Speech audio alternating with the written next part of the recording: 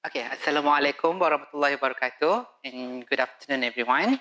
I am Khalil Omar from Faculty of Business and Management, UiTM Punca Alam, Selangor. Together with me, this paper was written together with Ridawati, Nur Farhana Shafila, and Irfan Rashidi. The title of our research will be Employee Creativity, and a Breakout study has been done in a logistics company in Malaysia.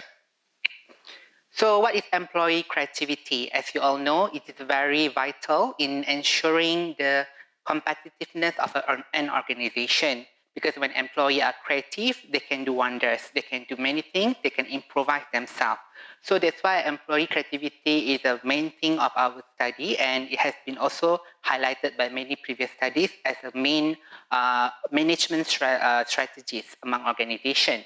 So many factors that can contribute to an employee creativity. Our research was focused into two main factors, which are employee psychological capital as well as leadership support. As you all know, employee psychological capital is actually an internal resources of a human capital. When employee having high psychological capital, they can actually do work efficiently and effectively. So employee psychological capital can also enhance an employee's work activities, because they can guide whatever that they have done in day-to-day basis. So it can facilitate the improvement of an organization. On the other hand, the leadership support, which is support from the leaders, can also encourage employees to be creative in their day-to-day activities. However, the perspective of these two creativity and influenced by psychological and capital and the leadership support has received little attention. This has been highlighted by AicE-Bs 2018.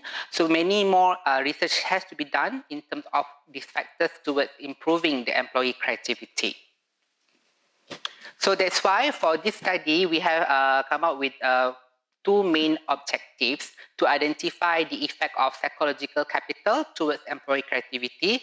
And we also have examined four sub-objectives, which are the 4 dimensions in psychological capital, which are number 1, in terms of self-efficacy, number 2, in terms of the hope, number 3 is in terms of the resilience, and number 4 in terms of the optimism. These 4 are the main dimensions of the psychological capital. And the last one, of course, are the factors of leadership support. In terms of literatures, Lutens et al. 2008 is the guru of the psychological capital. He has come up with the 4 dimensions, as I mentioned just now. So what is self-efficacy? Self-efficacy is the employee's belief in their capacity to mobilize their motivation, cognitive resources, and action plans to complete a task successfully. So when a person having high self-efficacy, so they are considered as having high self-esteem, where they can guide themselves, they can motivate themselves, and they can think on themselves on how to improve. The second one is the hope, which is the degree of goal-directed energy employee spends on accomplishing a task and how the activity is completed, which is how the energy that they guide themselves in terms of accomplishing a task. So when people are having high hope, so they can guide their energy towards accomplishing it successfully. In terms of resilience, so resilience is where a person correctly utilizing their psychological resources and can lessen the damage of traumatic situations, meaning that how they handle negativities, how they handle stress in terms of resilient. So when a person are resilient, so they can come up with the activities that can improve, they can mitigate in terms of the risk and as well as the stress. The last one in terms of the psychological capital is the optimism dimension, where it is about having good feelings about the future in terms of their perceptions towards the future. If a person if the person is optimistic, they can see the future in positive way. Whatever problem that they are facing, they can motivate and bring about positivities. So that's why these four main dimensions of psychological capital is very important in a person as an employee towards improving themselves and towards becoming a creative person. And the last one, the second factor, which is the leader support or support from leaders, which is very important. Even you et al. In 2019 has proven that leadership support is very important in order for their employees to proceed or to work towards what is the organizational objectives are.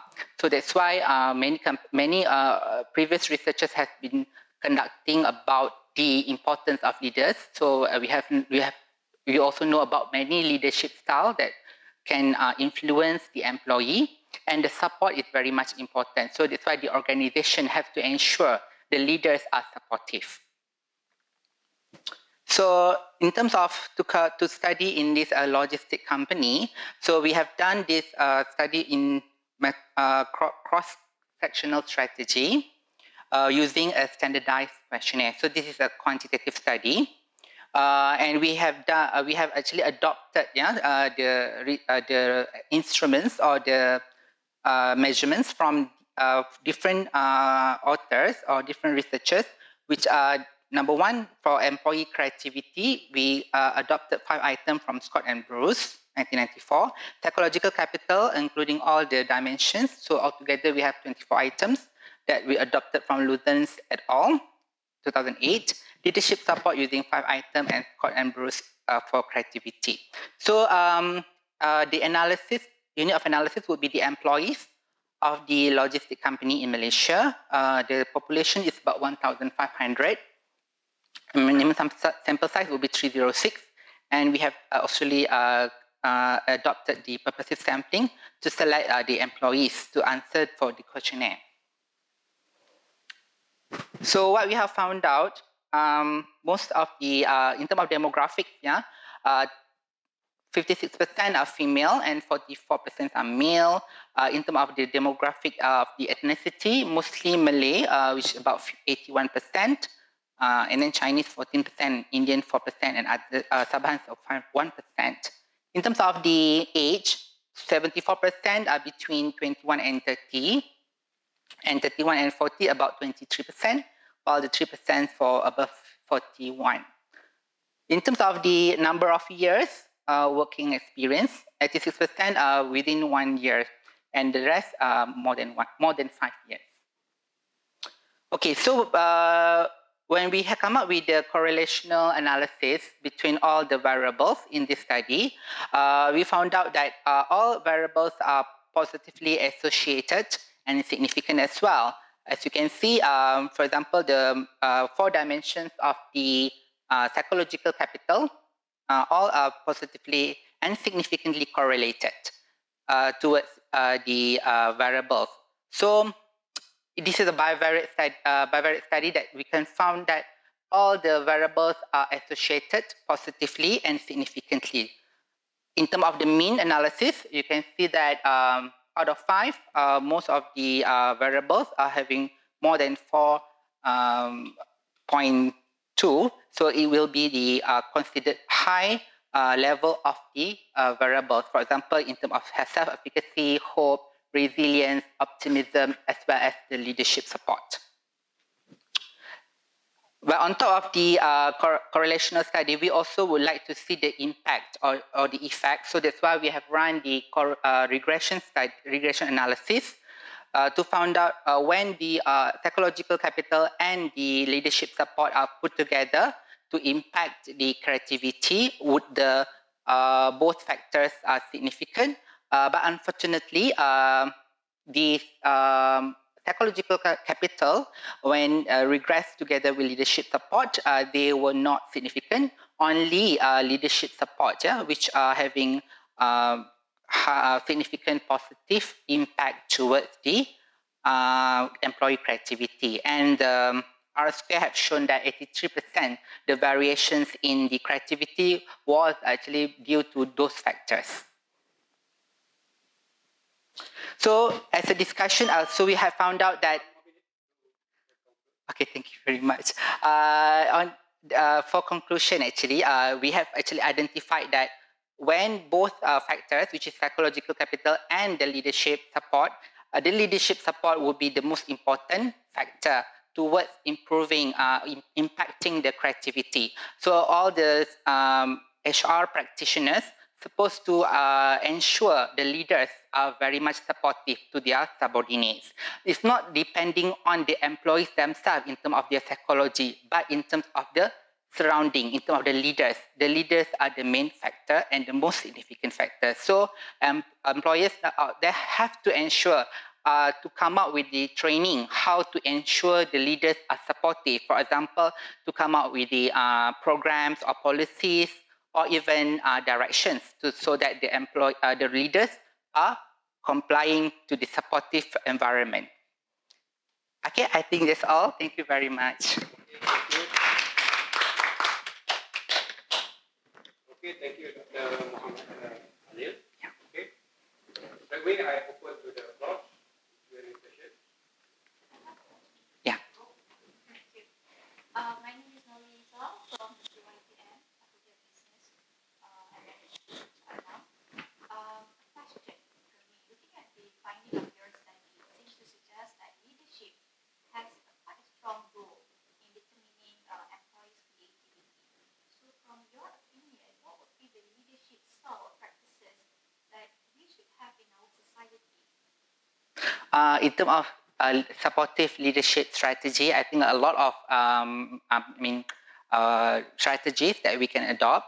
I think the awareness, the self-awareness among the leaders. So that's why an organization should ensure when they promote a person, when they hire a leader, they need to encourage, they need to provide some policies, even some guidance out there. For example, the top leaders are nowadays leaving out the organization and then transferring to the new leaders. So there must be a strategy on how to ensure the wisdoms of the old leaders being transferred to the new leaders, because a lot of because leadership is about how you influence people, and the experience is very important. So that's why the old leaders who are leaving the organization should transfer their knowledge and wisdom, maybe through experience. So the HR have to, capture by having like knowledge management strategy, for example, to capture the wisdom and experience on how to handle people, because handling people is very much the most important role of the leader. So that's why I think these steps of transferring the wisdom, actually the experience, so it's the most important strategy for me.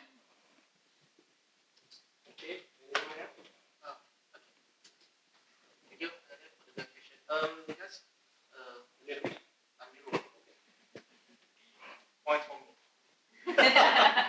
Okay. I think you have mentioned that leadership is very important, very pertinent. But yeah. Let's say you have leadership that support the employee. The things that maybe budget can cause such support not being fully. So how is it? Can it be considered as leadership that supports, or is leadership not support? Okay, I think financial constraint is, of course, the main constraint of any organization, especially the profit organization. For me, the budget would be secondary.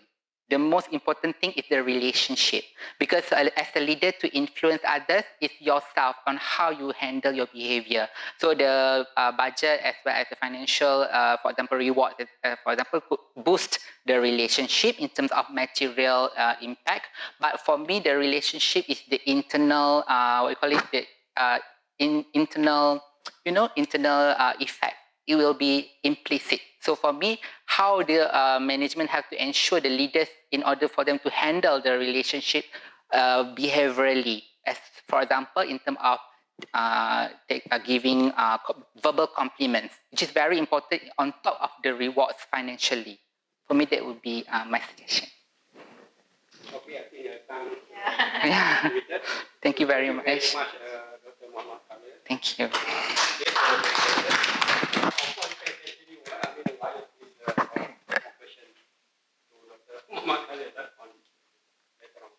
Okay, so I'd like to invite the second presenter, Miss Siti Sarah alias Sardan.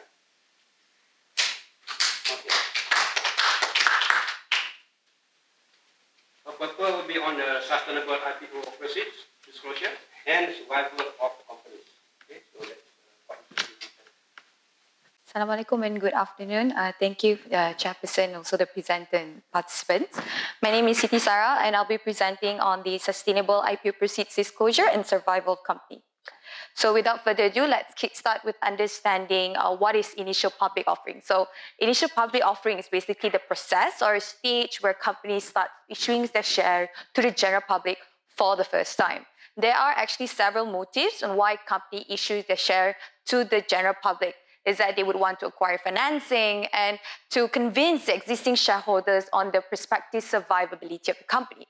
So what is actually the importance of company survival? It can be segregated to different parties, which the first one, the company would find it important to signify their ultimate performance, and it can shape good sentiment among the investors on the company's future success. So company survival is also important to policymakers as they can assess the rules and the guidelines that are being imposed in the capital market. Now, for example, Bursa Malaysia has developed a framework called Practice Note 17, which attempt to elongate the survival of companies. So we understand here that company survival is important at several levels, including the policymakers. So it motivates our study to examine what are actually the factors that can determine the company survival listed specifically in Malaysian market. So past studies have also proposed the potential factor of IPO proceeds as a determinant to company survival. So now we understand what is IPO proceeds. So IPO proceeds is actually how much companies raise during their issuance of shares, basically their first time of listing. And that Securities Commission Malaysia 2020 stated that with higher information transparency, it can clearly reflect the company's future direction. And according to Ahmad et al. 2021, the pre-IPO information that has been disclosed in companies' prospectus during their listing has great potential in predicting company survival post-IPO. So the information on the IPO proceed can be segregated into two, which can either be the proportion of IPO proceeds and time frame of proceeds utilization. And these two information can be divided to different categories, which can either be for growth, debt repayment, or working capital. So according to past studies, different categories on these information of IPO proceeds can transmit different signals, can be either positive or negative signal. For example, if a company were to intend to go for growth opportunities, they might give out a positive signal on the company's future success due to the wealth accumulation in the long run. So, and indeed, in fact, past studies like AMER and Cooley 2017, Wyatt 2014 found that IPO proceed can explain survival of companies. So what does this study actually intend to do? Now, we intend to examine the influence of the sustainable proportion of IPO proceeds and time frame of proceeds utilization on the survival of companies listed specifically in Malaysian market. So of course, before we achieve any of our objectives, we made a review on the empirical evidences in several markets. And the ones that you see in bold in red are the only study who have employed information of IPO proceed as a determinant to company survival in their own designated market. Now we understand in our market, we have Securities Commission Malaysia that highlights with higher information transparency, it can clearly reflect the future direction, which in this case is future success of the company. So filling in the gap with the body of knowledge, we intend to examine another potential role of IPO proceeds information, which is the potential role of time frame of proceeds utilization as a determinant to company survival in our market. Now, we employ 423 of IPO companies in Malaysian market listed in MAS and ACE market that are listed since January 2000 up to August 2014 to cater to the minimum of 7 years of estimating company survival. And some companies were also excluded depending on the characteristics you see on the left side. So we can at this point, you might be questioning, how do I measure survival, right? So there are actually two stages on how we measure survival. So the first one is the time to survive, which is from the company's listing date up until the company's end survival time. So, and the second stage would be the binary variable in order for us to denote whether the company is a surviving company or a non-surviving company. Now, for instance, if a company was to perform well and does not face any financial difficulties or low operating performances from the beginning up until the end of the survival period observation, that company will be considered as a right-centered data, which in this case is a surviving company and will be denoted as 1. Whereas any companies that experience shortcomings in between the beginning and the ending of the survival observation will be considered as a non-surviving company and will be denoted as 0. So in short, surviving company is defined as companies that remain listed, able to fulfill the listing requirements, unmerged nor unacquired. So these are the measurement of the main and other independent variables that we've employed in our model. So you can see here that the model we've employed for our study is the survival analysis model, which is the accelerated failure time model, whereby the survival time is typically expressed in a log linear function and transformed to a natural logarithm, and the exponential estimated coefficient is an acceleration factor whereby the effect of the independent variable that we employ in our model is to extend or to shrink the length of the survival time. Okay, so moving on to the crucial part of our study is the findings. Basically, we can see that there are 6 independent variables found to be significant, which are a proportion of IPO proceeds for growth, for debt repayment, time frame of utilizing debt repayment, initial performance, quality, and market sentiment. So we focus only on the main independent variables. You can see that with higher proportion of IPO proceeds for growth, it will shrink the company's survival time. Now, we understand that if a company goes for growth, there might be wealth accumulation in the long run. However, with a growing business, the company would also have to incur higher costs. So this higher cost gives out uncertainty among the investors of the company's sustainable growth.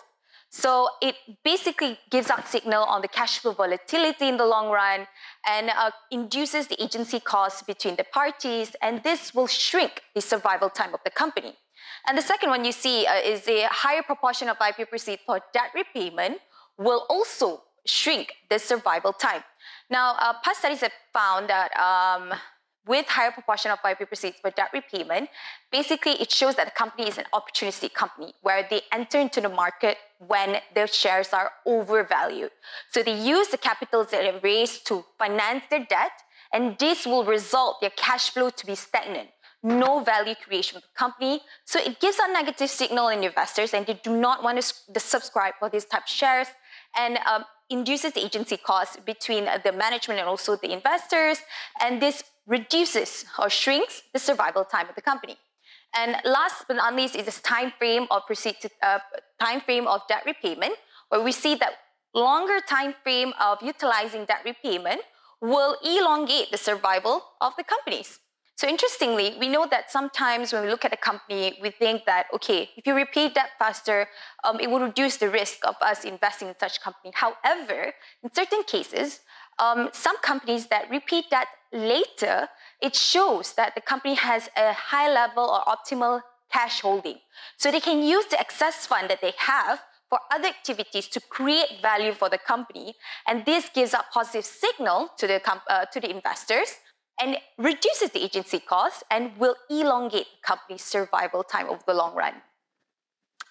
So in conclusion, we found that pre-IPO information from the company's prospectuses, specifically the disclosure of the proportion of IPO proceeds and time frame of proceeds utilization are sustainable, and it can go up until the 4th year of listing, up until 5th and 7th years of listing. Disclosure of proportion are sustainable and can explain the survival time of companies post-IPO. So that would be all for me. Thank you very much. Okay. Okay, on the dot. Right. So I open to the floor. Any question? Anyone else? I think it's quite comprehensive. Oh, thank you very much. Dr. Khalil, yes? Mm-hmm.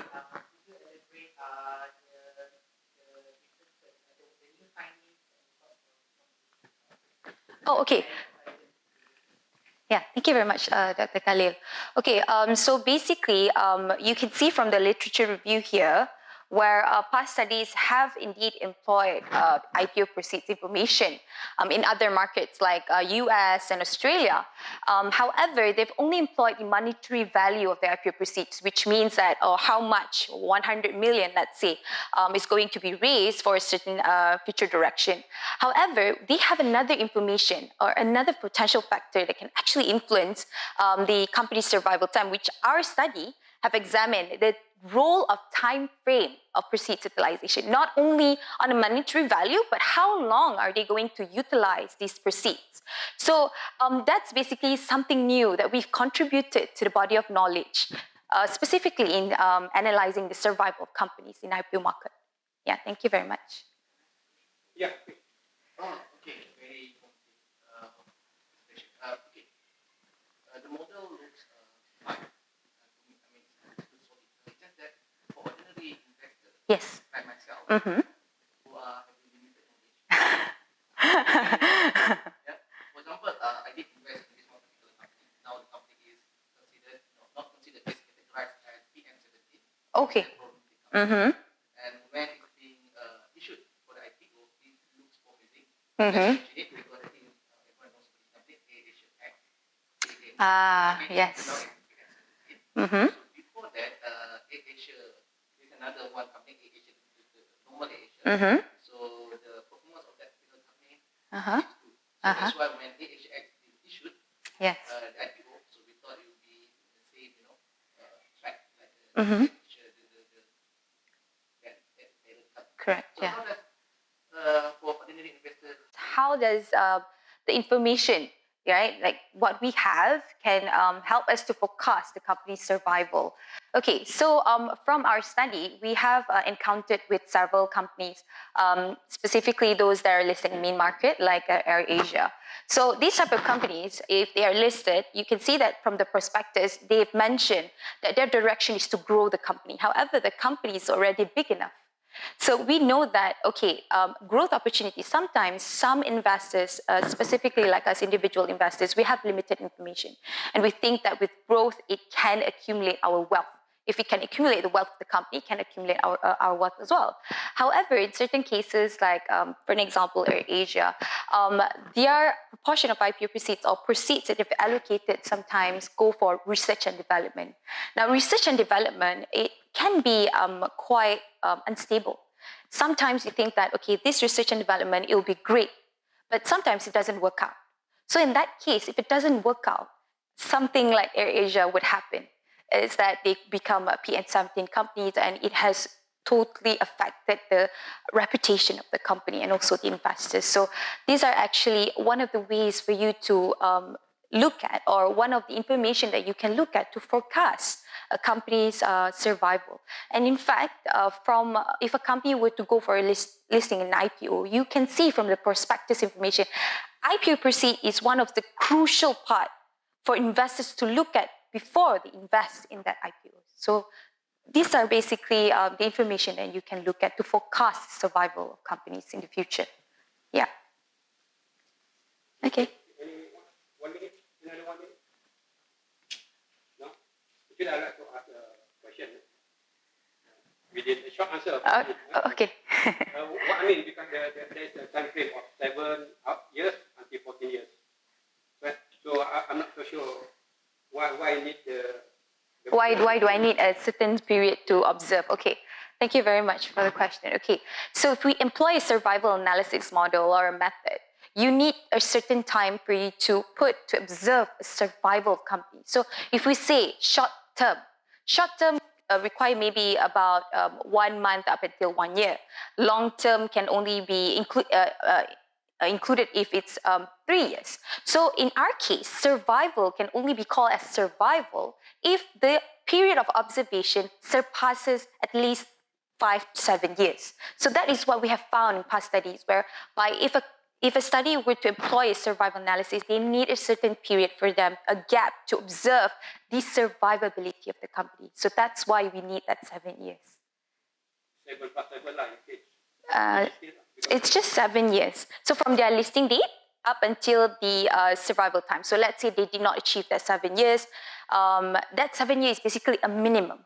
So it's basically for the company that is listed from 2014 up to August 31, 2021. So that's the end of observation. So 7 years is actually the minimum. So it can go up until 14 years. Yeah, depending on your sample. Okay, thank you. Sorry, no more. That's okay. Okay, thank you. Thank you very much. Okay, I'd like to call upon the paper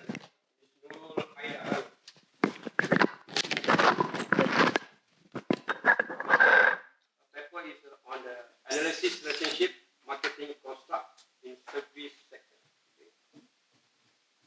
All right, Assalamualaikum and a very good evening to everyone. Okay, this is my topic, analysis of relationship marketing construct in the service sector. Me, myself, Nurul Aida, I wrote this paper with Dr. Yusuf Fern, Dr. Suganti Romansami, and also Ahmad Fagih from Indonesia. Okay, this is the content overview, introduction, methods, finding, conclusion, and question and answer. I hope no question. All right, so introduction, why do I do this study? All right, first of all, when we talk about marketing, it's not just about developing or selling or delivering of product. Okay, we are talking more about long-term relationship known as relationship marketing. All right, and I'm focusing on service sector because I want to give, or this research want to search for advantages and giving competitive edge to the firms, to the service firm. For example, if you look at one service industry like insurance, all right, it uses more about selling the services rather than you are actually trying to maintain the relationship with the prospect. And I also did this research to actually understand the redundant and the overlapping construct in this relationship marketing or the long-term relationship. Okay, according to Epitemihin in 2011, the survivor or the service firm, actually they are going to be survive in the industry or the business actually in how they articulate the policy and strategy, because the business firm or the service firm actually they are very dynamic, they change. Okay, and the relationship marketing is actually to meet or enhance the relationship with the customer and also the stakeholder at a profit. All right.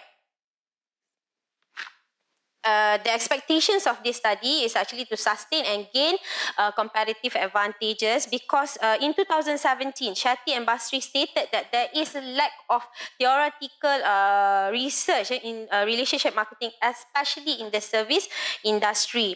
Okay, and this research or this study also is to shed light to the understanding of the construct of relationship marketing that contribute to the long-term relationship to the new researchers and also to the industry, especially the service sector. Okay, these are the methods that I use in my analysis, which is preferred reporting item systematic review and meta-analysis, or what we call PRISMA statement. First, I need to identify which identification which I using two database, which is Web of Science and also Scopus. Okay, through Web of Science, I got 27 papers and Scopus 20 paper. Later, I exclude the duplicates paper that I found from Web of Science and also Scopus, which then I screen the paper. The duplication that I excluded were 8 papers. So there's 39 paper to be screened, and I excluded another 26 because of there are review articles, there are books, a chapter in the book, dissertation, conference proceeding, a non-English language paper, and also published before 2018, because I'm taking the timeline from 2018 to 2022. All right, and also I need to exclude the non-servicing industry. Later, I assess the eligibility for the full paper. That's 13 paper. However, then when I read the full article, I excluded another 7 because they are not focusing on the relationship marketing, and also they are not empirical article. So the study that I included for my qualitative synthesis is only 6 paper. Okay, these are the exclusion and inclusion and also exclusion criteria that I mentioned just now. Okay, whereby I include a research article, English language. The paper timeline is on 2018 to 2022. Okay, and then focusing on the service industry. Okay, these are my findings from the 6 paper. Okay, 1 study comes from China. Okay, which study on the retail banking.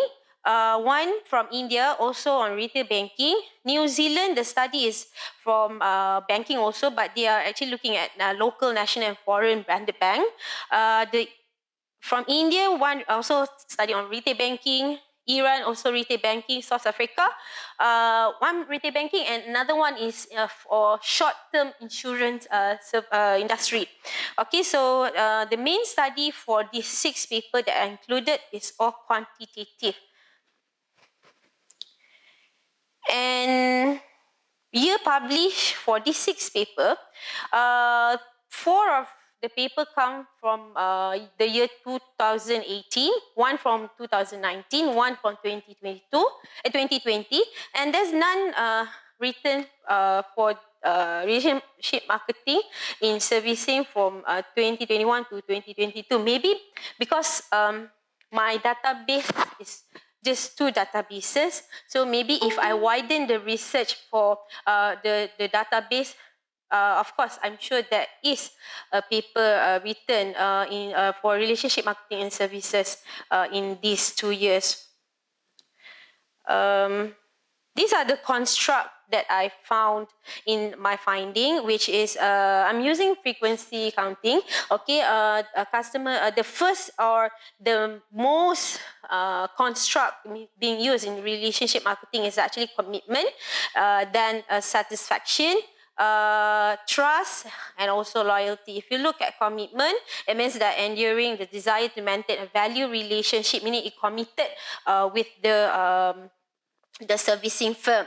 And then satisfaction, Parasurama et al. 1985 say expectation, okay, of perceptions of the performance or consumptions of experience, meaning whatever your expectation before using and also after you use or consume the service, whether you are satisfied.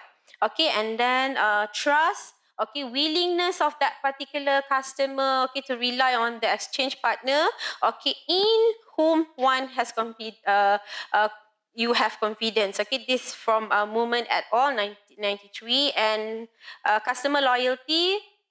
Dos Santos Poliano 2020 says that customer loyalty is the intensively repurchase or you reuse the service in the future.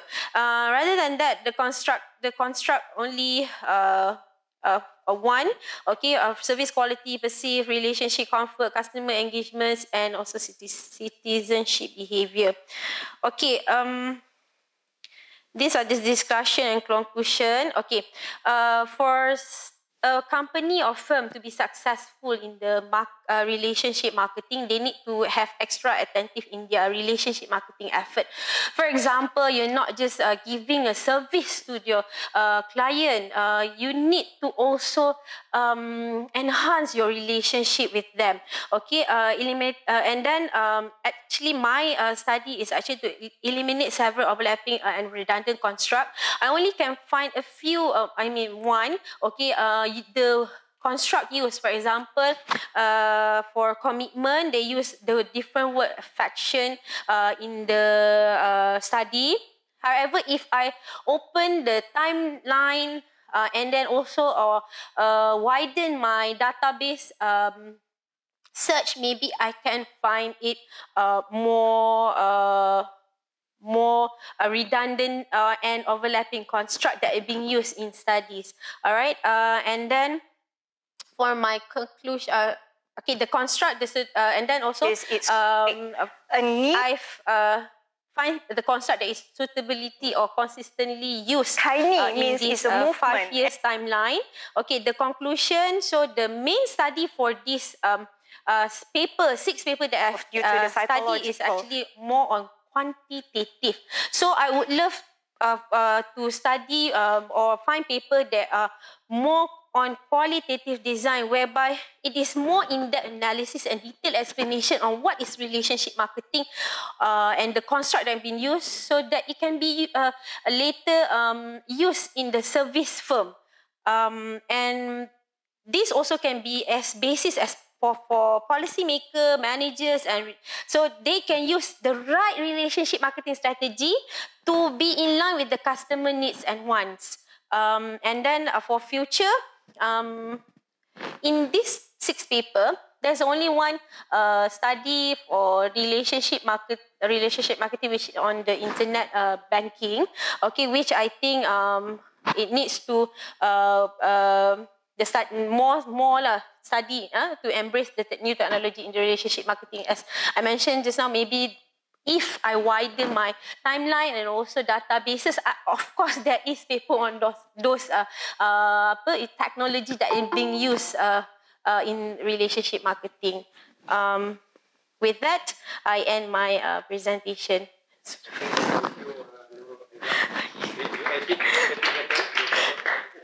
Sorry. Now I open to the floor.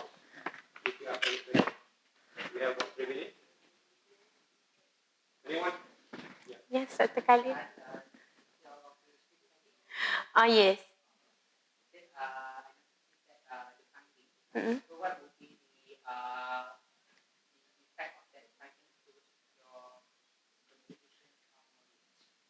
Contributions of knowledge. Actually, this my study, my PhD topic is more on service sector, but focusing on insurance sector, which is going to focusing, because relationship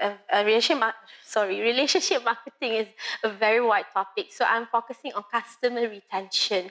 So to retain the customer retention, because as I mentioned, when we talk about insurance or takaful, they are more focusing on selling the services, or what we call, if we are in the industry, eco product, even though it is the service intangible, they are more focusing on selling to the new prospect, not retaining the existing customer. As you can see, now because of the recent pandemic, now we are in endemic, right?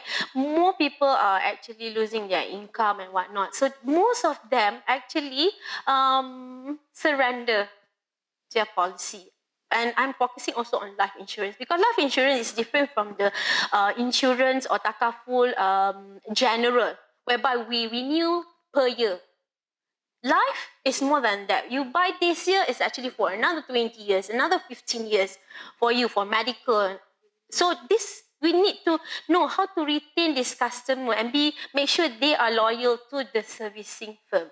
And this servicing firm also, they need to know and understand the needs and wants of their customer, because these are actually the main thing for the servicing, the customer, because they are actually the profit for the company. Did I answer you, doctor? Anyone else? 1 more minute? No? Okay, actually, maybe you don't have to answer this one. Maybe related to the question just now, maybe you should enhance or highlight in terms of the example of the service sector that you consider in the study. But you answered just now a bit. For example, the insurance and something like that. But maybe you have to highlight in your presentation. because there is lack of study. For example, this one I'm using Scopus and WoS, right? Well-known database. Still in 2018 to 2022, for 5 years, a recent, the study on the service itself, if you can see the 6 studies that I've mentioned, retail banking, only one short-term insurance.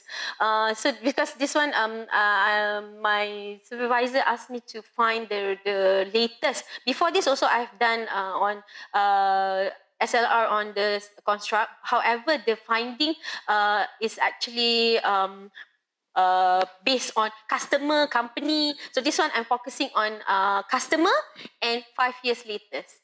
Doctor. Thank you so much. Thank you, everyone.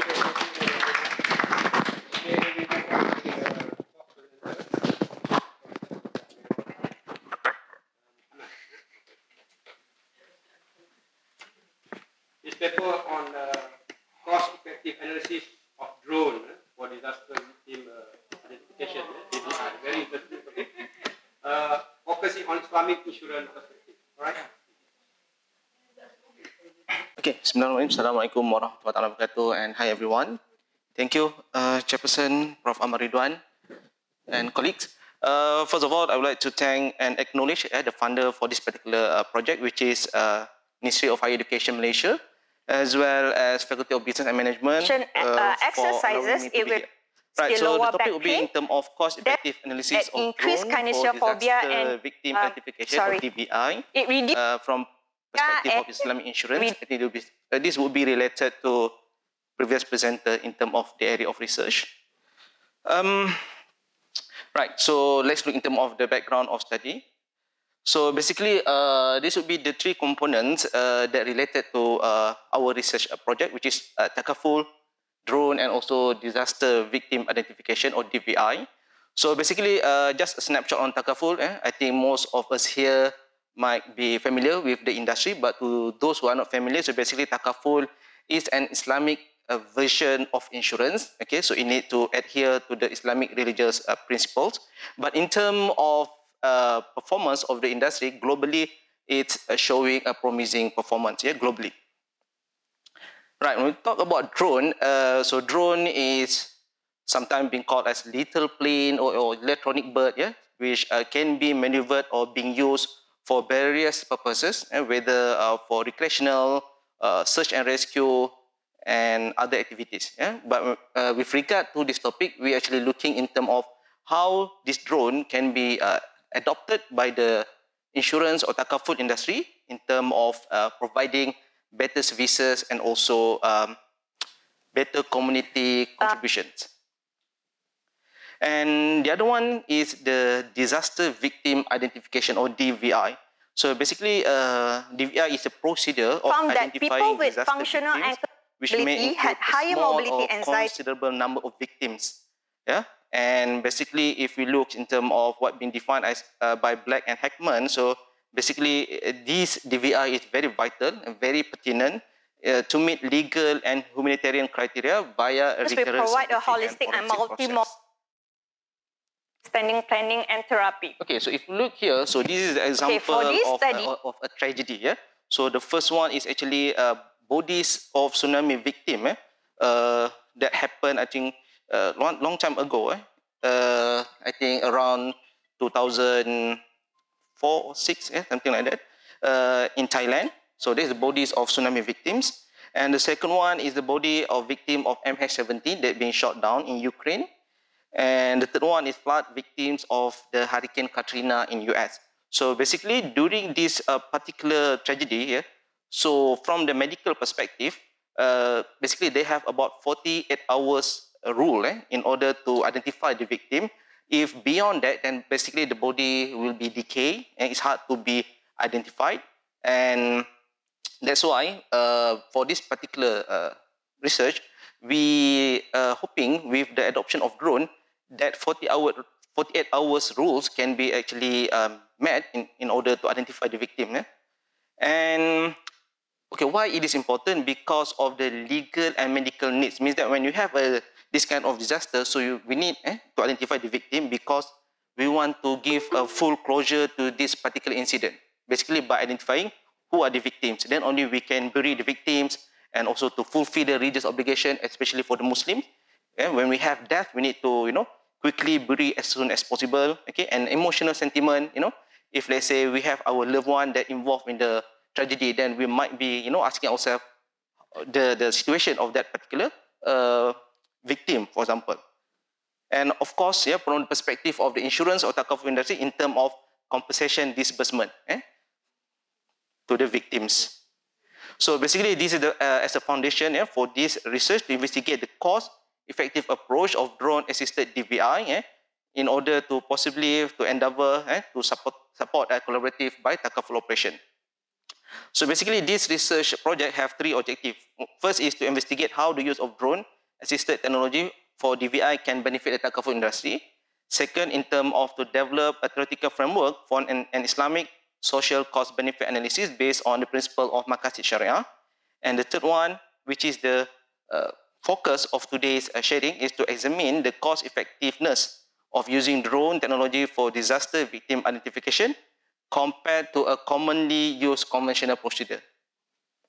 So in terms of literature review, so basically we categorize into four components between what being highlighted or discussed in previous literature and what being contributed by this study. First, in terms of the use of drone in insurance and takaful. So basically, in terms of the use of drone by other insurance companies worldwide, it shows actually promising adoption. Basically, this is not something new. But in the case of Malaysia, actually there is a paucity. Paucity in terms of literature review means that not many research that discuss on this area. And in fact, in terms of practice also in Malaysia, we can consider as negligible. There is some, but it's not being the common practice by the industry. And then the impact of takaful tech.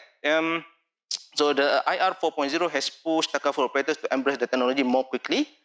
So basically we can see that takaful has spent a lot, as what previous presenter mentioned, in terms of customer relationship management, sales and all that. But in terms of improving the underwriting process or the claim management process, and in fact to go beyond that by adopting drone to identify the victim. So this is something that needs further research. Cost-effective analysis, so far, as far as I'm concerned, none to be discussed. And with regard to DVI, and contribution from this study is to bridge the gap in terms of showing or investigate from the perspective of cost-effective analysis. And in terms of fulfillment of Maqasid or Sharia, basically, previous literature on takaful have actually showed, how does this industry contribute to the fulfillment of the Maqasid or the objective of Sharia. And from this study, we actually contribute towards from the perspective of adoption of drone in order to support the industry purpose.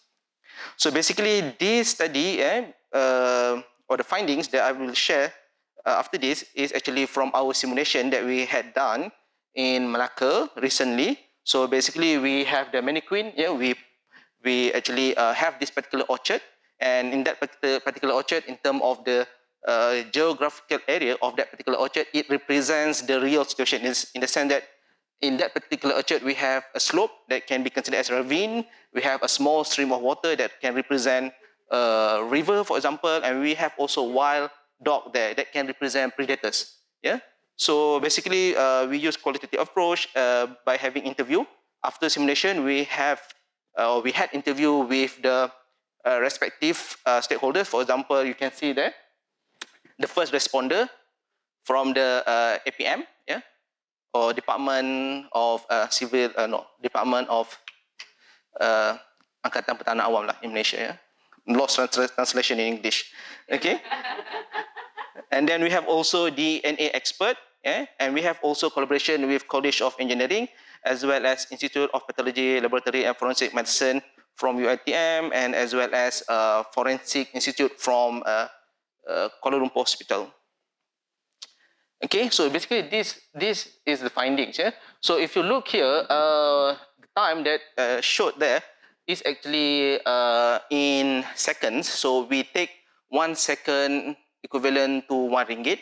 So if you look there, if the search and rescue without drone, so the cost is about 93,000 over ringgit. But when using drone, the time can be shortened and it represents cost, yeah, to the industry and in fact to the government agency. And when you use drone, actually when you fly the drone, in terms of if let's say they want to find the victim's body, so they can fly it in 3 different patterns. It can be in form of circular or zigzagging flying pattern or square flying pattern. So this flying movement actually contribute as well to the cost reduction. So from there we can see that circular flying pattern represent the shortest time, which also indicate the lowest cost in terms of contribution. And the rest in terms of the salary of the NA expert, the first responder, and all that would be consistent. And the thing is that the common procedure is that when there is a tragedy or when there is a disaster, so they will send a platoon consists of 15. But we do not include that in the sense that we do not actually reduce the number of first responder because we just follow what being implemented. 1 more minute. Okay, so basically, findings show that using a drone save time. Circular flying pattern show the quickest and cheapest way to survey a. Okay, but that table 2 can only be achieved if the drone is not only being used for search and rescue, but also being used for other commercial activities. So that's why outsourcing is the best policy.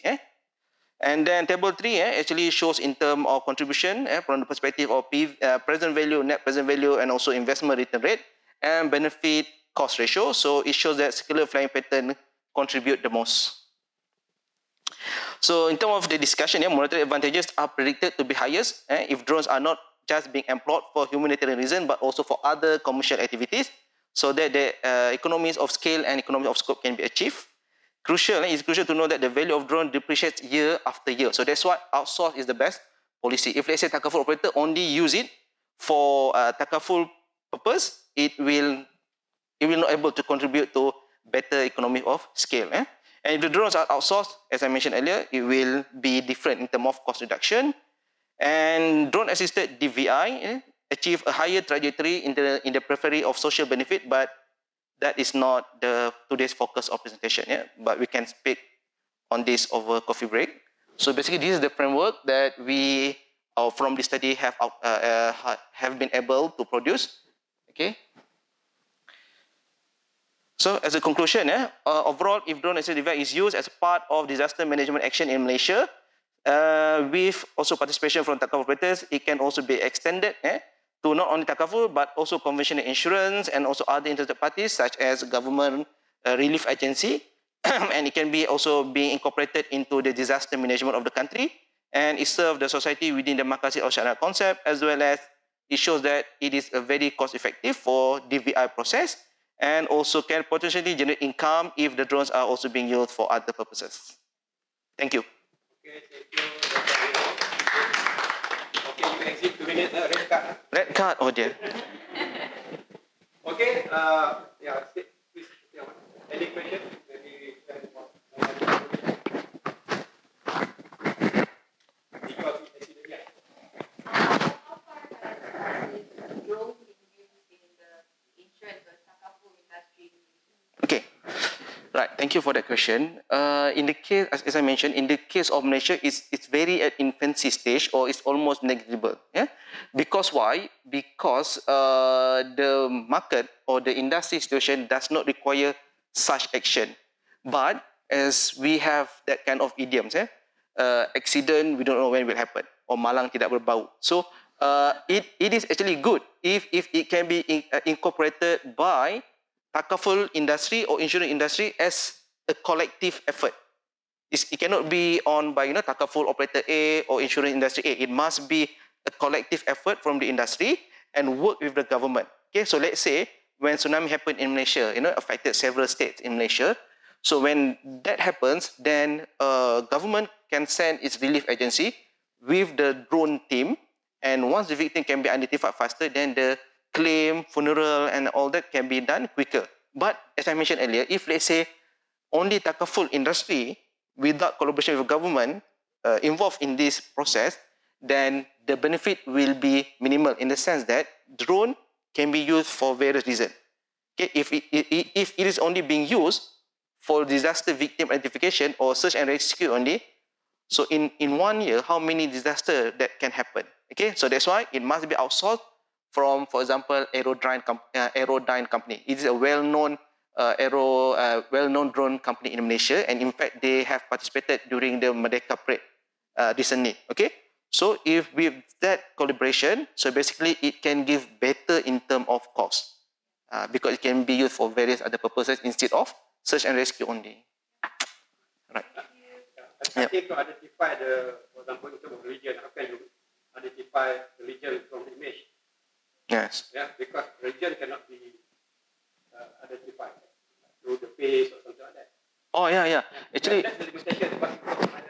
oh yeah. Actually, Prof, if I can share with you, in terms of religion, so basically, in the case of Malaysia, in fact, there is some progress on that. So basically, if we can identify the person, there is a what they call it, the first or the primary image. So if that can be identified earlier, then they can straight away link to the National Registration Agency. Then we can know whether the person is Muslim or not. Yes. Black people can be Muslim, can be private, right? Yeah, that's right, Prof. Okay. And then another question, a quick one. How can you elaborate more how to estimate the time taken? I mean, from to art and value. I'm confused on it. Oh, okay, thank you. So basically, when we run the cost-effective analysis, so we need to use more assumption. So that's why if we look into previous literature, sorry, there is no a solid indicator on how can we translate into time. So that's why we use assumption 1 second equivalent to 1 ringgit to show that if, let's say, the time can be reduced significantly, so it will actually contribute in terms of lowering the cost overall, especially in terms of paying overtime salary for the first responder and all that. Yeah, as a basis, but maybe it's not that accurate because. Yes, as a basis, it's not accurate. Yeah, this is based on an assumption. Yes. Thank you.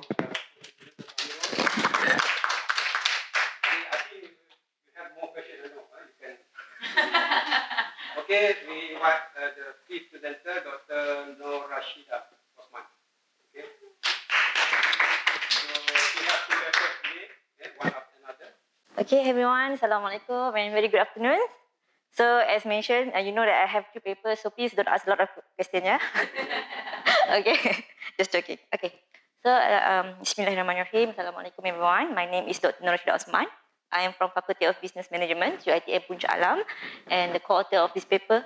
Sorry, the main author is Dr. Muhammad Subri and also Dr. Norinadin. Both of them is from UiTM Permatapau, Pulau Pinang, and one of them is Miss Elisa Dinestari from Universiti Multimedia Nusantara. So the topic of our research is an assessment of awareness and attitudes towards green practice among women-owned enterprise. Okay, a vision towards a developed nation requires a high level of understanding regarding environmental sustainability among the community. However, despite various campaigns conducted by the government, they are still lacking in terms of their awareness effort in managing the waste management. And according to the Malaysian Ministry of Housing and Local Governments, household food waste is high as almost 3 million tons per year, while a restaurant generate almost 1 ton per year. And as you can see from this figure, Selangor recorded the highest gross output in food and beverage service, followed by Kuala Lumpur, Johor and Pulau Pinang. However, the spread of COVID-19 pandemic and the implementation of movement control order have a negative impact on food and beverage services because they only allowed to sold takeaway, drive-through or through food delivery service such as GrabFood, Foodpanda, and so on. And the dine-in is not allowed. Okay, the existing studies on green practice have focused on consumer perspective with limited emphasis on the engagement of the caterers in sustainable environmental performance. However, the study from the producer perspective is actually important, okay, as they are also a major contributor to the food waste. And Currently, the study on caterers is more related to food handling, safety, hygiene, and also food waste. So thus the present study aims to assess the awareness and also their attitudes among the caterers, and it shed some light on the green practice and act from the producer perspective and what kind of policy intervention that can be used. Okay, and there are several recent studies investigating the antecedents of firm engagement in green practice, which include awareness. According to Razai et al. 2019, Ojo and Fauzi 2020, they indicate that awareness on green practice leads to a positive disposition towards adopting green behavior. And attitude. Next is attitude. Attitude is a set of belief about specific object which can be transformed into an intention to perform an action. In other words, positive attitudes leads to higher intentions to perform the activity. There are also several studies shows that there is strong relationship between attitude towards environment protections, such as Han et al. 2020, Huang and Yu 2020, and also Kumar and Sarayan 2020. And next is green activities. According to Kavu Gonglu et al. 2020, they conclude in their research that there is very important for the hotel companies to develop and implement green activities to reduce financial costs and improve efficiency. And the last one is about risk management. The factor of firm risk management has been important factor influencing engagement in green practice. This research used a risk-oriented item as the antecedent that influenced the attitude catering suppliers into participate in green practice. For example, Robichaud and Anand Tatmula 2011 and Lu et al. 2013 also include or associate the risk and in the context of green building project. So this is the hypothesis development based on the research that literature that has been surveyed, and this figure shows the research framework of this study. The total 7 directions between construct were hypothesized, and in line with the green practice context, we argue that the more individual is aware on the implications on environment, the more they engage toward the green practice. So this is the hypothesis that we conclude, that we do. Okay, so this is the method that has been used for this study. We use a mixed method analysis. So, okay, mixed method will utilize in the analysis to provide the first benchmark, because as I mentioned before, there are very limited study that has been conducted from the producer perspective on the waste management. Okay, the case study from the catering service sector is based on the Pulau Pinang, Malaysia, because actually this, I forgot to mention, actually this project is financed by Pulau Pinang Economic Planning Unit. So from their from their participants, the data is actually collected from their participants, from their respondents actually. And then for the quantitative part, a self-administrative questionnaire survey was used for data collection, because most of the respondent the age is between 30 to 60. So some of them is not really IT savvy to do an online survey. So we have to print out the questionnaire and to give them, and then we have to also to advise them how to answer, because some of them do not know how to answer the Likert scale. So we have to give them a hard copy. So the questionnaire was distributed to 52 female, because the number of participants is 52, and they're also being mentored about developing a professional catering under this project. So, and also the qualitative analysis also has been conducted to complement the quantitative result that we get. The result were analyzed using a smart PLS for the quantitative part, and the unit of analysis in this study is individual selected through a convenience sampling. And the selected interview, and I would like also to mention that the selected interviewees did not aim to give a comprehensive picture on the whole catering sector, but instead to offer the opportunity to test how this variable affect food waste generation and prevention among the caterers. Okay. The measurement model will analyze to identify the relationship between construct and items. The reflective model was measured using a structural equation model, SEM, in Smart PLS software version 3. And to summarize the results, 7 direct relationship between the construct and hypothesis was the will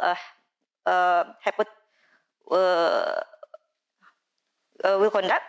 And then, if you can, as you can see from this figure, what is the main part that I would like to highlight is the awareness. We assume that the awareness will impact the green practice attitude. However, in this study, we find that even though they have the strong awareness on the food waste management, but they will not practice the green activities. So it's not significant actually. But the attitude is significant toward the green practice, and also with the risk management, also significant with the green practice. And only 4, okay, in overall, only 4 factors have a significant relationship with the green practice and attitude. So it is a green, it is a risk management and also green practice. And okay, so the overall finding. So number 1 is the awareness program related to protecting the environment will actually improve the caterer actions, because I think even though they have awareness, but maybe the awareness is not enough for them to practicing the sustainable productions. And number 2, the information given suggests that the caterers were involved in green practice for handling food waste, but their method is different. So this is actually the finding from the qualitative part, because we do ask them what they do with the, for example, used cooking oil. So what they do, some of them sell the used cooking oil from the buyers.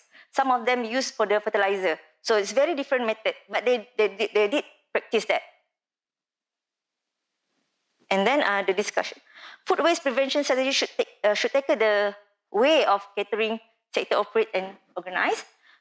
Food waste prevention measure targeting the systematic production of waste due to the restaurant operation within the restaurant control, because they own, so they who are controlling the whole operation. So they should what we call understand the reason why they do that. And then the last one, the main actor and implementer of this strategy should be business in the catering sector, as I mentioned before, as innovation and leadership in managing food waste and management of food. For example, waste cooking oil by the operator has the potential for significant cost saving, as I mentioned, because they can also sell the used cooking oil. So there's some of the income generation that I can say. And the conclusions. The result of this study show that participative attitude and risk orientation actually have a positive related to catering business green practice behavior. And by identifying the factors of green practice behavior strategies for managing waste cooking oil, for example, and food waste prevention can be developed. And last one, this study focused exclusive on caterers in Pulau Pinang, which is limited to generalizability of the result, because as I mentioned, it is focused on Pulau Pinang, women caterers in Pulau Pinang, very small scale one, but it is some what we call a benchmark that we can apply to the, or we can replicate to others study. So this is the picture that you see just now. This is the participant of professional catering participants at the Bayview Beach Resort at Batu Ferringhi, Pulau Pinang. The data is collected in April 2021. Actually, it's during the MCO, actually. Okay. So very, very difficult to get the participants on that time. Yeah, that is part of the limitation also. So that's all for the first paper. Is it? Yeah. One is done, another one. Oh, 20 seconds only. So I think you will proceed with the question. Okay. So anybody else have any question or need more explanation? No. They pity me. They know that I have a lot of questions. If none, I will ask a question. No, I think the title is a bit not really a bit vague because we're talking just very general, right? Among women-owned enterprises. Yes, yes. On the Catering service. Yes, yes. So that's why I first read. Yes. Your paper, I thought it's something else. Yeah. Now you move on the food industry. Yes. And then towards that, food industry also, there's four make quite big. Yeah. Right? Then the paper also touched about the oil, use of cooking oil, something like that. So again, there is a variation in the result could be. Yep. Because some food caterer, for example, depend on the type of dishes. Yes. Right? Yes. So could be different. Some use more oil than others. Yes. So maybe the outcome or the result or the finding that you present maybe is not that accurate enough. Yes. So maybe you got to tidy it up a bit later on. Yes, yes, especially on the title part. Yeah, I also having the same comment from the reviewers. Thank you. And one last question: why is gender bias? Why you focus only on the women? I mean, maybe your expectation. Yes, yes, yes. Because this is actually the program under Pulau Pinang Economic Learning Unit, and they focus only for the they focus only for women and B40 women. They are very small scale catering, so they don't know how to do what we call a good catering services. Sometimes a proper way, a professional way. So we want this program actually train them to be a professional one. At the same time, we use them as the one of our sample. So that's why it's more gender bias, because only take a woman. But we can apply. Yes. Yes. Yep. And towards the end, yeah. The conclusion that we found out that it's only for Pinang people. Yes. Okay. Thank you very much for your comment. You may proceed. So you may proceed for the second. Yeah. Okay. The good things for my second paper, I have my colleague will help me to present the first 5 slides, and I will continue the rest. Assalamualaikum warahmatullahi wabarakatuh. I hope you can hear my voice from this online conference. First of all, we would like to thank the conference organizer for this opportunity.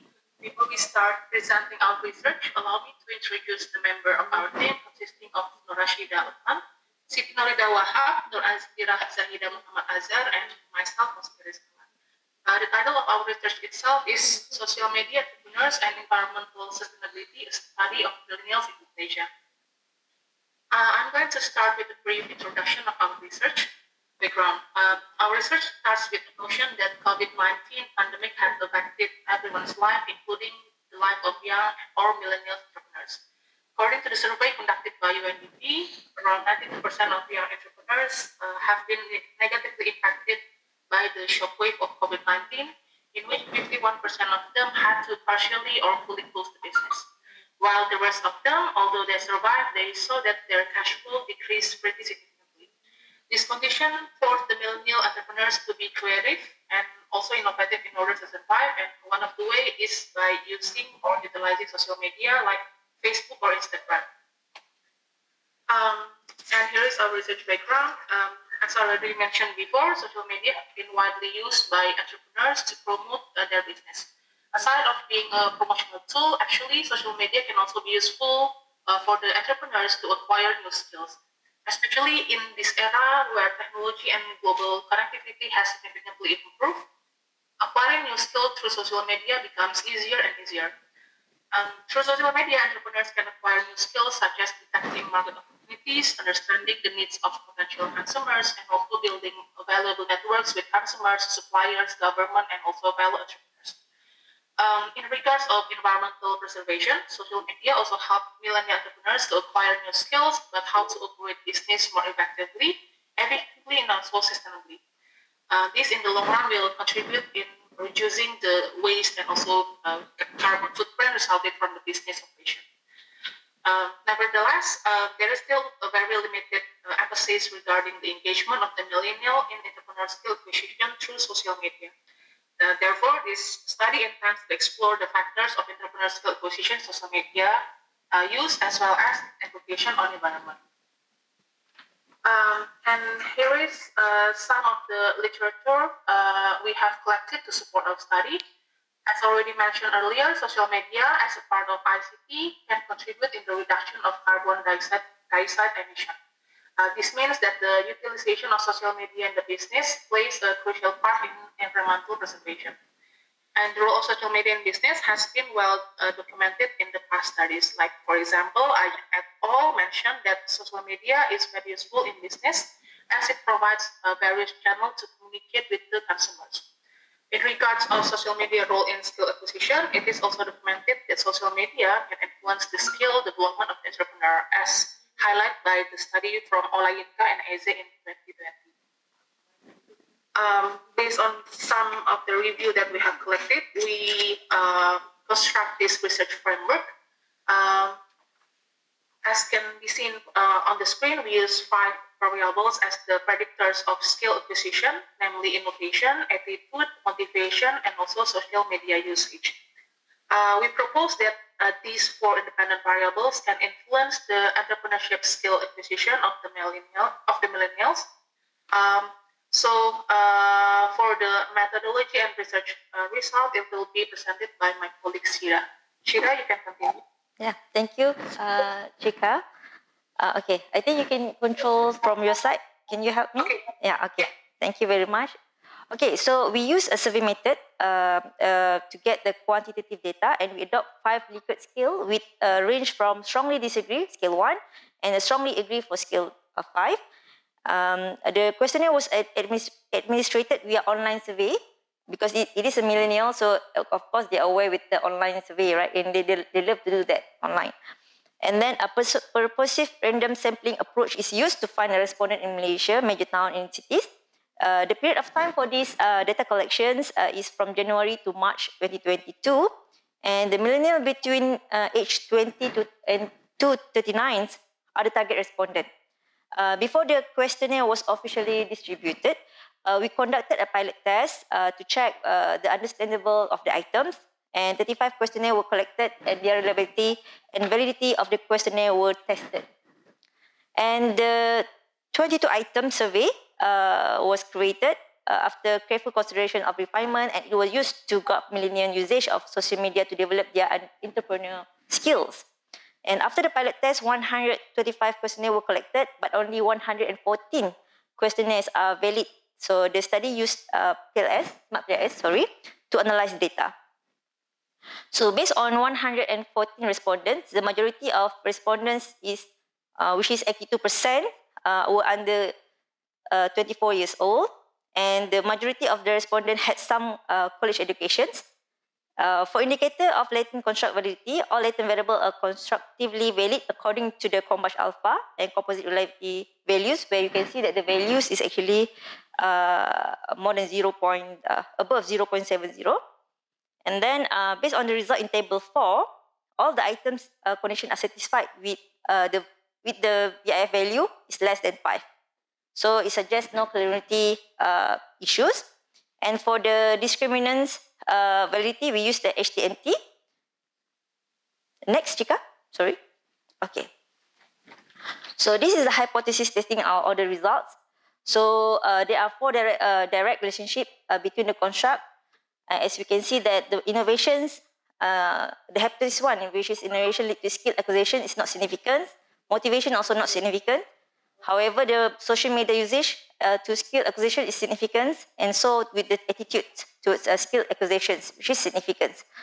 And the table 6 shows the significant level of test based on the T statistic of all part coefficients, smart PLS 3.0, and we use a bootstrapping 5,000 bootstrap, and only 2 hypotheses support, which is H3 and H4. So next, conclusions. According to the findings of this study, the millennials value social media as a business tool, as well as they actively learns using the skill from it. And then the study also revealed that attitudes play an important part in how well the entrepreneurs use their social media. And then, okay. And looking at the literature review, ICT, past studies have confirmed that, like Al-Hassan and Adam, ICT actually influenced quality of life in general. And ICT also promote local economic growth, and would be able to actually alleviate poverty, according to Low and Chia. And ITC usage and skill enhance ICT effect on socioeconomic development, Aldred 2017. However, the evidence on the effects of ICTs in improving quality of life of the individual country level is actually mixed. Poor and telecommunication infrastructure commonly hinders rural development. And this is one of the motivation of this study. All right. And according to Raza et al. 2018, there are 3 conditions that actually led to successful ICT integration. One is the type of ICT tools. Second is rules and regulations that shape the ICT culture. And the third one is actually the division of labor within the community. And this is actually an exploratory study that adopts a qualitative research approach where data was actually collected through interviews and also observations. And by virtue of qualitative research, sample never been derived statistically. So it is actually a purposive sampling if you want to borrow the term from quantitative research, right? And those people who participated in this study, the informants, must fulfill certain criteria. The main criteria is they must fall under the B40 and they live in the rural area. So we try, although it is not the aim of qualitative research to achieve generalizability or representativeness, but we try to actually look for informants from different states, zoning, north, south, east, west, something like that. So we managed to get people from Selangor, Johor, Kedah, Pahang, and Terengganu. And data from these studies, actually, we do the analysis using the systematic qualitative data analysis, following Miles and Huberman, where we reduce the data, we display the data looking for the similarity and differences and looking for new imaging information, and from there we derive the conclusion. Right. And this is the findings, all right? So from the observation, we actually look at the 3 factors, those are actually the availability of the internet infrastructure, the affordability of the services, and the affordability of the devices. And from this so-called framework, we find out that actually broadband wireless network is actually prevalent in rural area. All right, and when we ask them about the internet services in terms of the affordability, they state that relatively internet services are actually they think that it is affordable because there are many service providers, and I believe that because of computation, it drives the price down.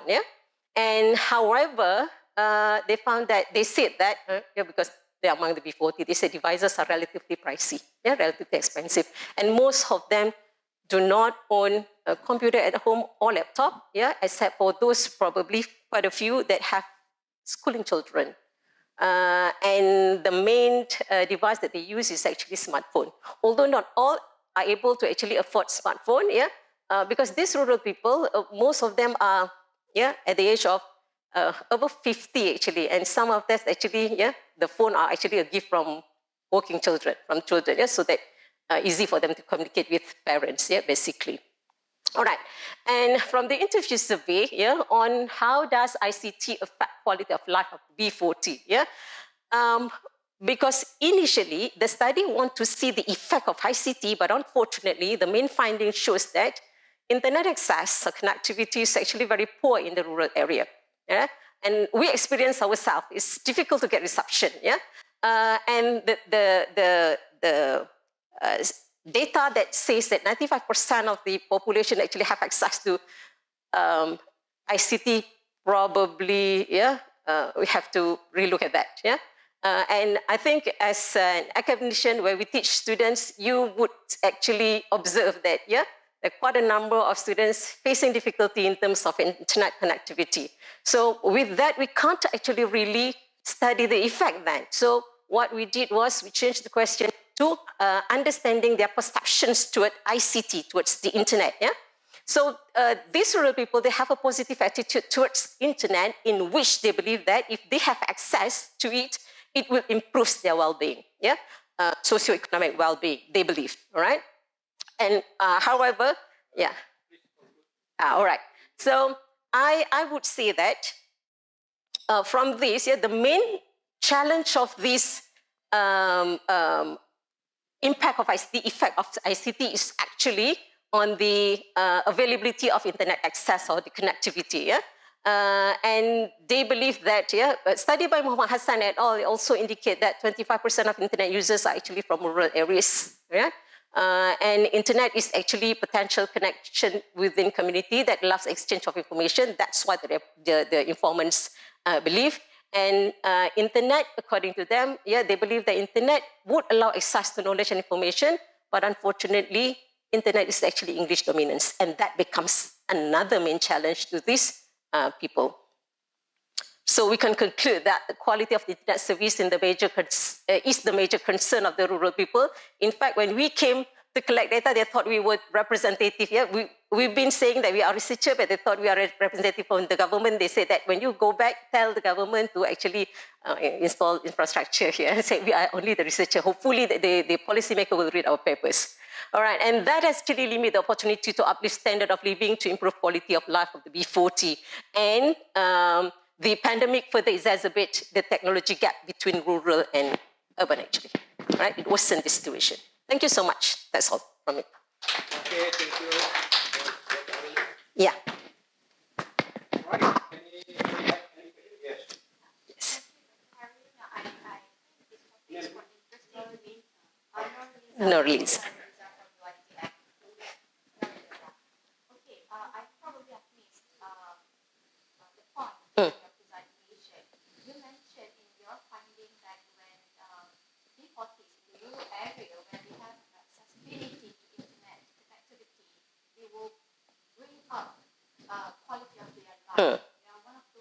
One of the indicators by looking at the well-being. Yep. So what are the indicators that you probably have observed in measuring quality of life? Do you have any specific time frame that we could measure quality of life in those rural areas? Right. So that's the when we do qualitative research, we have no intention to measure. Yeah, measurement is not because when we talk about measurement, it's a different thing altogether. What we need to know is actually an in-depth understanding of how these people are actually affected by the ICT. Yeah. So when we talk about, so I can't actually answer that because measurement is not in the picture. All right. Okay. Yeah, Dr. Kali.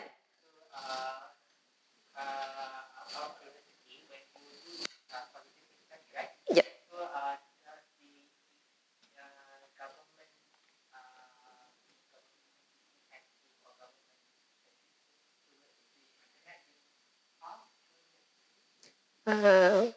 Government assistance towards rural people's accessibility.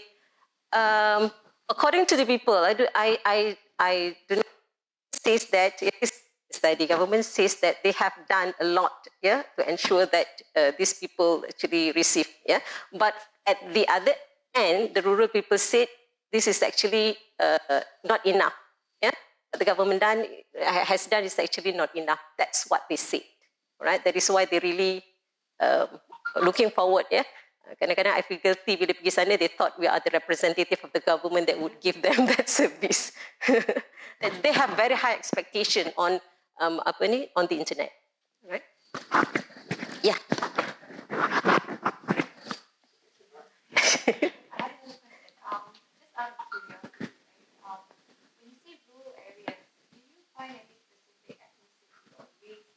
No. That have problems with accessibility. All right. No particular. You are talking about race. Yeah.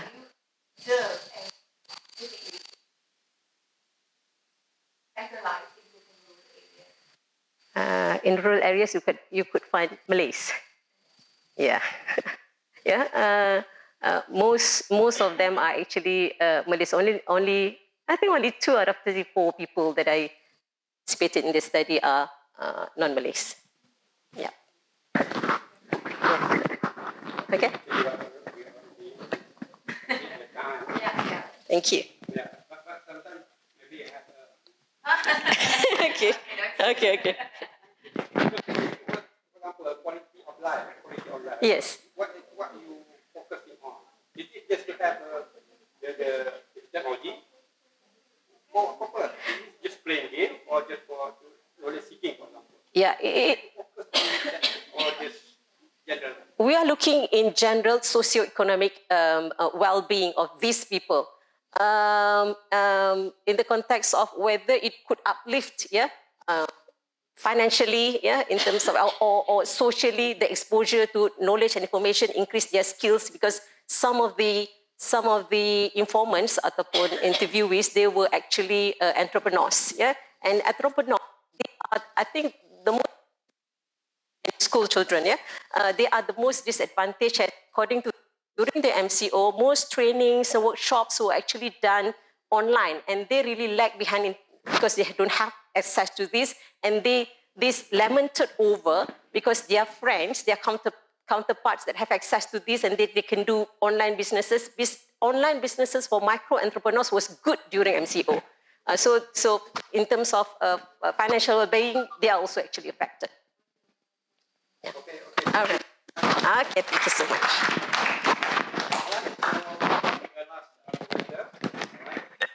Very eager to present. Yes. Okay. So we have Miss Yin Yang. Yeah.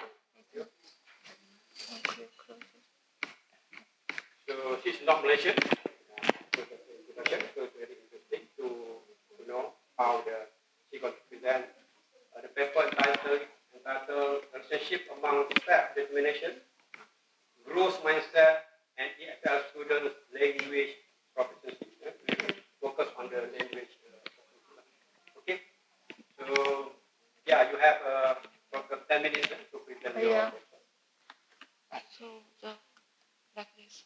Yeah. This is for the camera. Okay.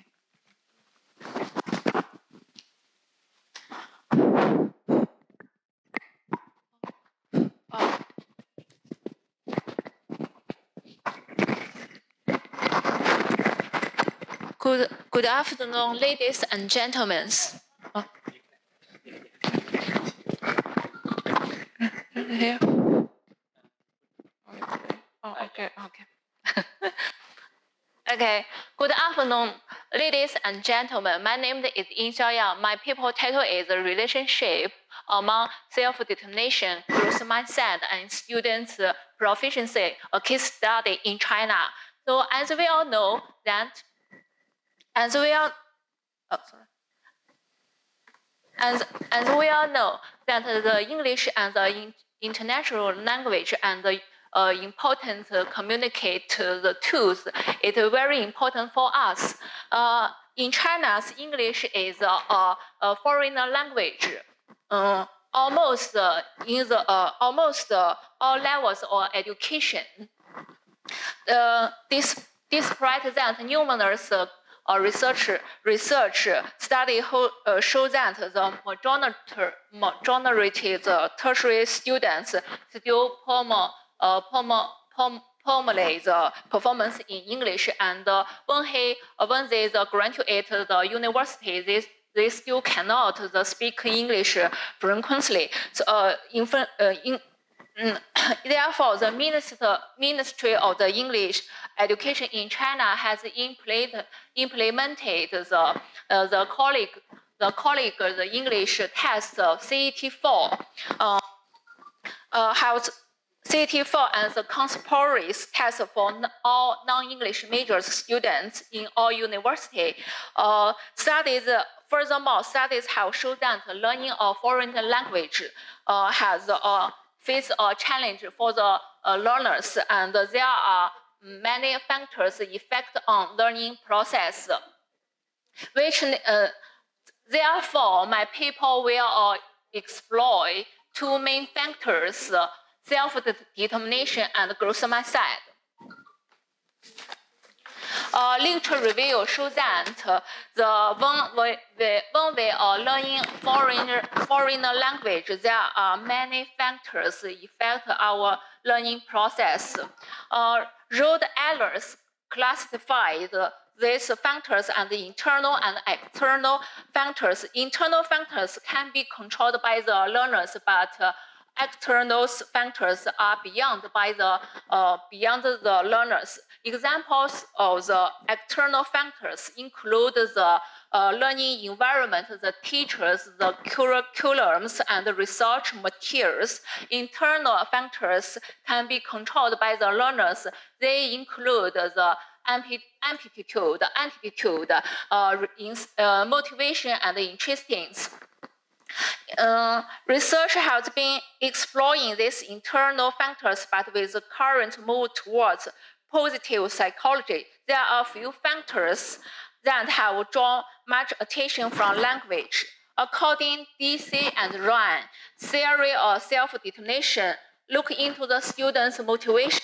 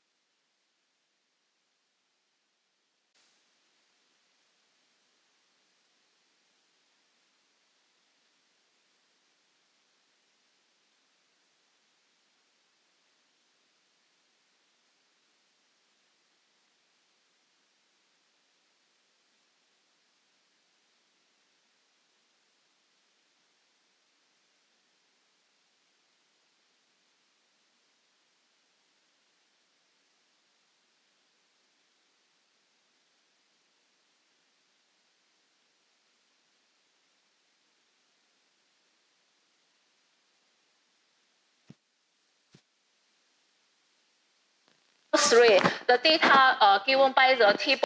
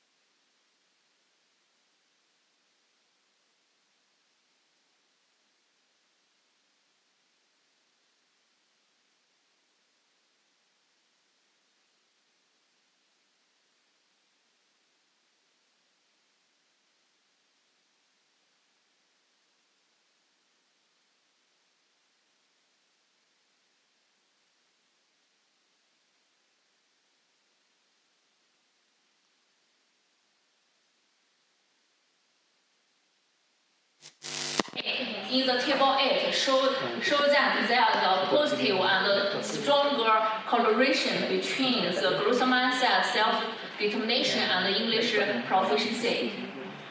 These findings is also similar to the other studies show that according to Bai and Wang, they highlight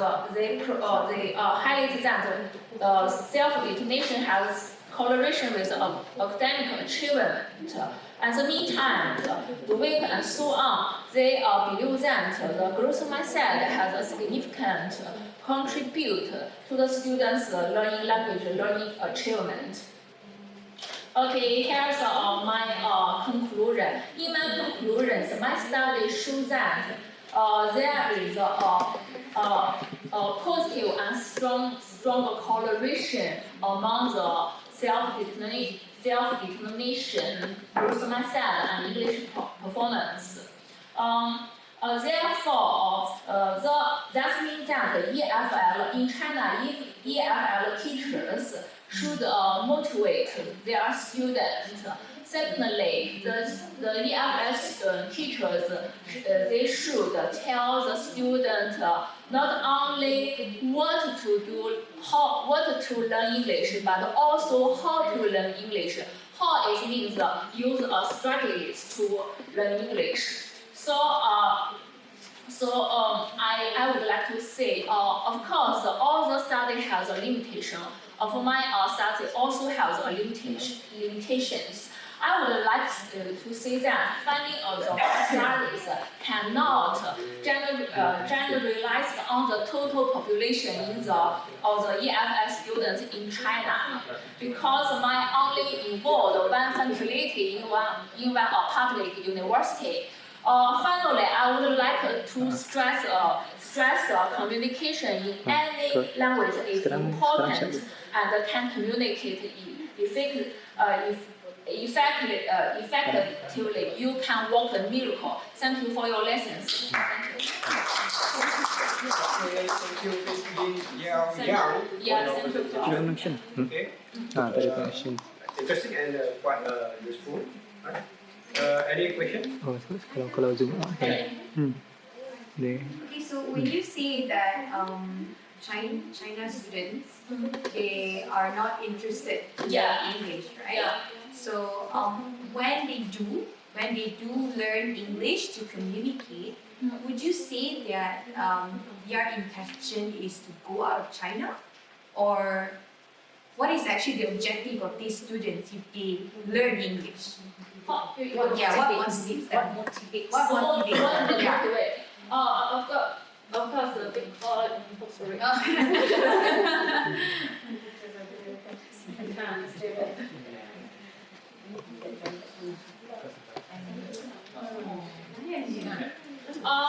Because of first important reasons is in China, if you want to get the good job or get more salaries, you should have the high proficiency in English. You have a good at English, you can get the good job and get the high salary. You will. If you especially if you want to go to the global international companies, you must to have acquire the English. So this is of course I explain the internals the factors is important. So even if in China it is a requirement in the company. It's good company requirement. You have pass a CT4. You know, the CT4 the test is commonly in the China. If you pass the CT4 test, is prove that your English is better. Yes. Okay. Thank you. Is any question? Yes. Yeah, I have one question. Could you give example on how do you say that this particular person is having growth mindset and the other one is having fixed mindset? What is the example of growth mindset? You mean growth? What's the difference of growth mindset? Yeah, growth mindset and fixed mindset in the context of your study. Growth mindset is means that you want to learn. You have if you acquire the growth mindset, if you have the growth mindset has a positive attitude, you will to be successful. But the fixed mindset is negatively the correlation with the achievement.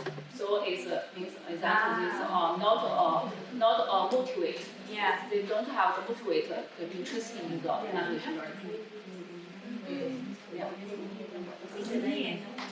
Anyone else? But since you already collected data for both mindsets just now, right? I think you should also assess whether the fit related to the proficiency. You mean how to use the related to my because you mentioned negative. The data to the my achievement, right? Yeah. Okay. Because I use use the CT4 scores.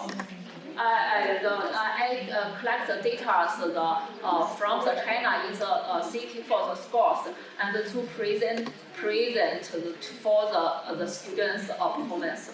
Because you know, if you are the city force have divided to 4 levels.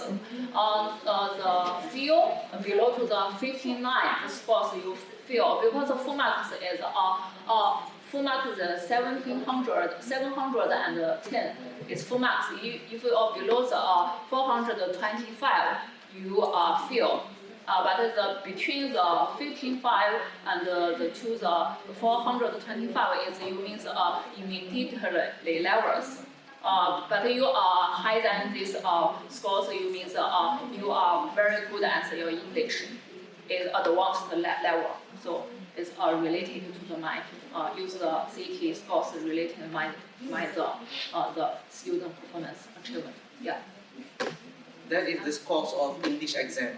Yeah, in all the in China, all the university students should take this exam. Yeah. So if I take the exam and my score is below, so I'm having fixed mindset.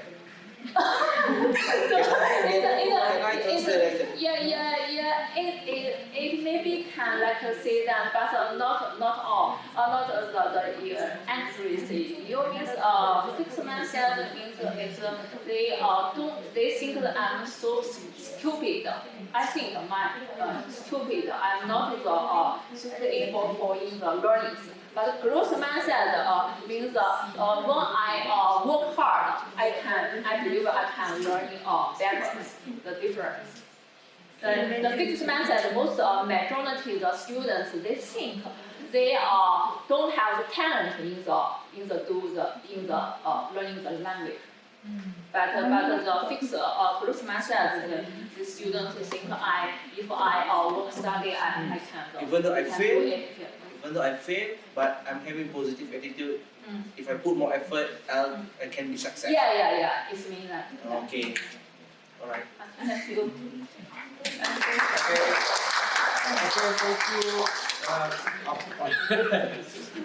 Thank you, Yin Xiao Yang, for your brief attempt to present papers in English. All right. Yeah, I think that's a good start. Don't be disheartened, don't be afraid. Right? Okay. But maybe some area you have to improve. To improve, for example, in terms of the objective, for example, right? I think you got a lot of too many objectives. Maybe you have to, because here 4, maybe you can break up into few, become 2 papers, for example, rather than 1. So you can combine it later on. Right? This is more focused because, in fact, maybe you got not enough time to present everything, right? Okay, and then maybe you have to elaborate some ambiguity. For example, in terms of just now, talking about the fixed mindset and growth mindset, especially the growth. We also not sure what is actually growth mindset. Because mindset growth. I correct myself. Yes. So that is the thing you have to elaborate more, so that the audience more understand that. Okay, maybe your supervisor or can help you with these things, right? I think it's good. This is your first time. I understand to present. That's good. Okay. All right. Thank you.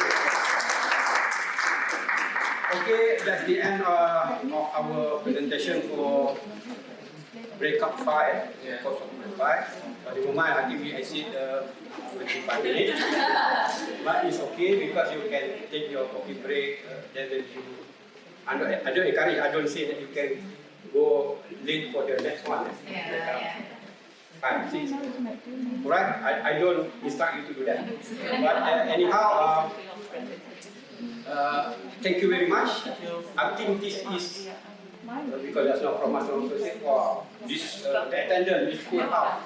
Compared to the other one, you say only 5. Right? And thank you for your participation. That means most of you stay here, right? More are coming rather than going out. So that's good. Okay?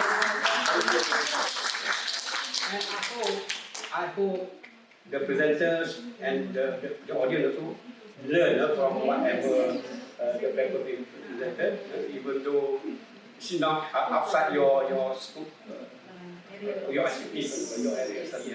For me also, quite blur, right? But anyhow, yes. So, okay, thank you for your participation. So hopefully everybody enjoy it. Please stay and go to the next session. Right? Have your coffee. Thank you very much. Thank you.